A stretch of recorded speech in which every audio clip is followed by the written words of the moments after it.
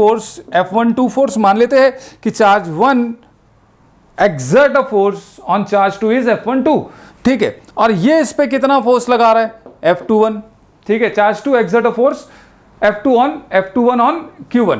तो ये देखा गया कि F12 is equals to minus of F21, तो this is F12 plus F21 is equals to 0। मतलब यहां पर ये हुआ कि ये चार्ज जितना फोर्स लगाएगा ये चार्ज भी इस पे इतना ही फोर्स लगाएगा, राइट। मतलब इन दोनों के फोर्स का रेशियो देखोगे तो ये 1:1 का रेशियो तुमको मिलेगा, ठीक है। अब यहां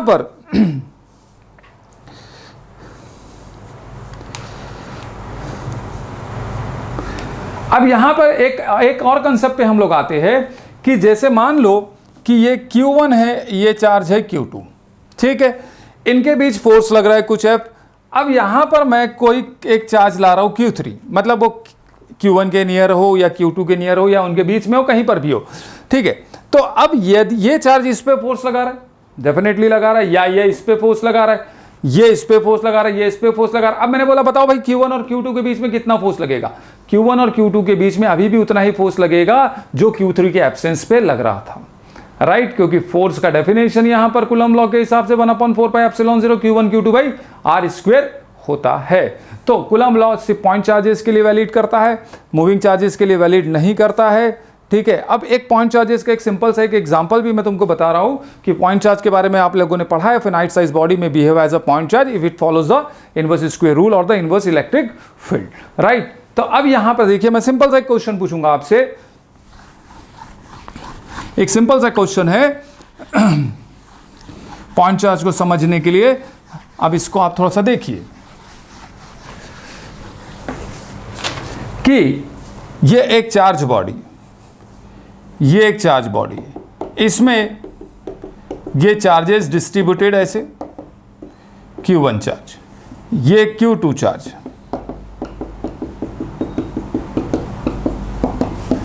ठीक। अब इनके बीच के डिस्टेंस है r, ये दोनों स्फीयर के बीच की दूरी है r, और ये इसका भी रेडियस है r, और इस स्फीयर का भी रेडियस है r, है ना। दो चार्जेस के बीच का डिस्टेंस हम कभी भी उनके सेंटर से मेजर करेंगे, ये याद रखना। मतलब दोनों चार्ज के बीच का डिस्टेंस कितना हुआ 3r। अब मैंने यहाँ पे बोला कि बताइए भैया फोर्स कितना होगा, तो बहुत सारे ऑप्शंस हो सकते हैं। कोई बोलेगा सर 1/4πε0 Q1 Q2/r², कोई बोलेगा F is equals to 1/4πε0 Q1 Q2/3r², कोई बोलेगा F is equals to 1/4πε0 into Q1 Q2/2r² and so on.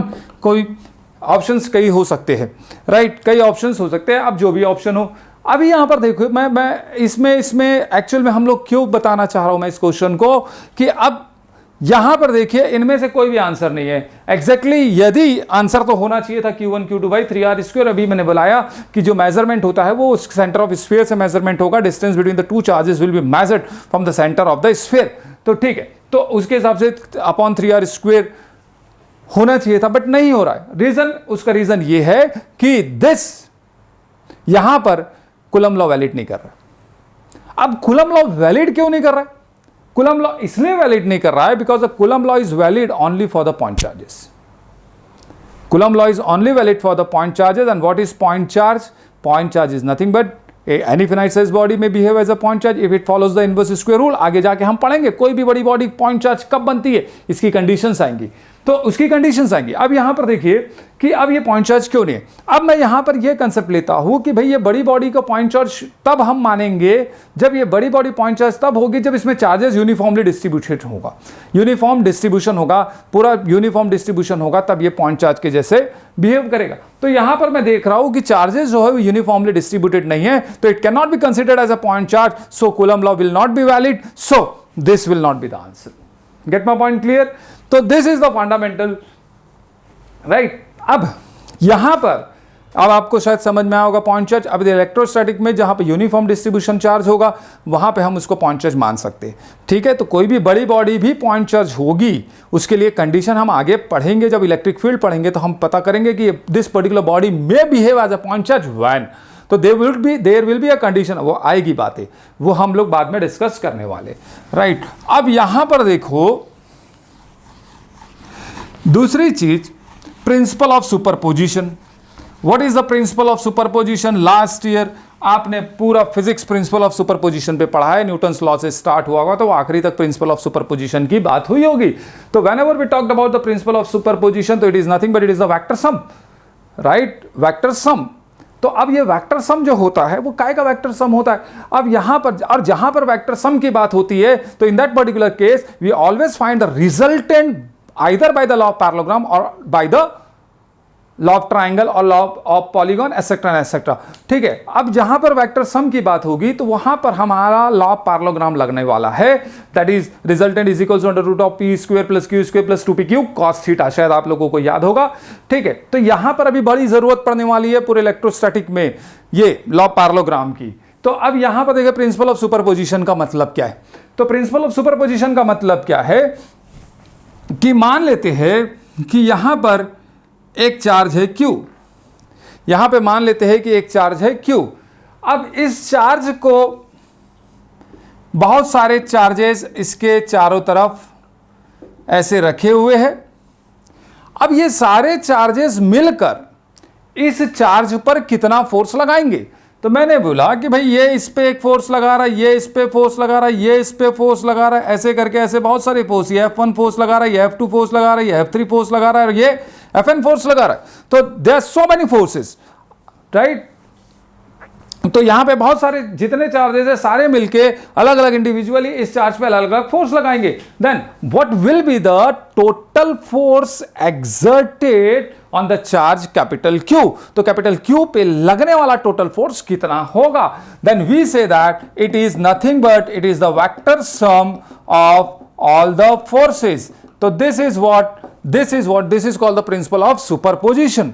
This is the principle of superposition. So whenever we talked about the principle of superposition, so finally that particular problem will be solved by the vector rule. That is the law of parallelogram or something else, right? मतलब something else का मतलब यहाँ पे law of triangle भी लगा लो, law of polygon भी लगा लो, requirement के ऊपर depend करता है। तो this is the principle of superposition, right? अब यहाँ पर देखें एक आध हम problem solve करते हैं। अब इसके कंसेप्ट प्रिंसिपल ऑफ सुपरपोजिशन के बारे में भी मैं बात करता हूं दो चार एग्जांपल्स के साथ में। पहले आप समझ लो कि यहां पर ये प्रिंसिपल ऑफ सुपरपोजिशन काम कैसे कर रहा है। अब यहां पर देखो, यहां पर एक इक्विलेटरल ट्राइंगल है, यहां पर चार्ज है Q, यहां पर भी चार्ज है Q, यहां पर भी चार्ज है Q, इनके बीच का डिस्टेंस है R। ठीक, ध्यान से सुनेंगे आप लोग, ये सब सिमिलर, तीनों सिमिलर चार्जेस है। इक्विलेटरल ट्राइंगल के वर्टाइसेस पे हम लोगों ने इसको रख दिया है। अब इक्विलेटरल ट्राइंगल के वर्टाइसेस पे हम लोगों ने रख दिया। अब मैंने बोला find the total force exert on any of the charge. अब किसी भी एक चार्ज पर टोटल फोर्स एक्सर्ट कितना करेगा? अब सब सारे सिमिलर चार्जेस है, सब बराबर डिस्टेंस पे रखा हुआ है, तो सारे चार्जेस में लगने वाले फोर्स भी सेम ही होने वाले। डायरेक्शन बदलेगा but the magnitude of the force will be the same. अब थोड़ी देर के लिए हम बोलते हैं कि भाई ये सिमिलर चार्ज, ध्यान से सुनिएगा आप लोग ये, क्योंकि इसी पे बेस पे आगे चल के इलेक्ट्रिक फील्ड के क्वेश्चन बनने वाले, इसी बेस पर कूलम्ब्स लॉ के न्यूमेरिकल्स भी बनने वाले। तो अब ये फोर्स, अब मैंने बोला कि भाई इस पे फोर्स निकालो, इस पर्टिकुलर चार्ज पे फोर्स निकालो। हम देखते हैं अभी सब में निकाल के मैंने आपको दिखाऊंगा अभी। तो अब यहां पर ये जो चार्ज है इस पे कैसा फोर्स लगाएगा? तो मैंने मान लिया थोड़ी देर के लिए it is A, this is B and this is C, तो राइट। तो this particular charge will exert a force in which direction? किस डायरेक्शन पे लगाएगा? अब ये this two are the similar, this two similar charges, तो definitely the force are repulsive. तो अब यदि मैंने बोला कि this particular charge will exert a force on this charge, तो डेफिनेटली द रिपल्सिव फोर्स, तो ये इसका डायरेक्शन ऐसा हुआ, ये इसको ऐसा आगे की तरफ फोर्स लगाएगा because it is a repulsive force. ठीक है, चलो ठीक। अब again this two are positive, again this two are positive. अब मैंने बोला what is the direction of the force exerted by this charge? So definitely again it is repulsive, so this is FB, this is FB, get my point clear? Now this is equilateral triangle, so it is 60 degree, so definitely it is vertical opposite angle, it is also 60 degree.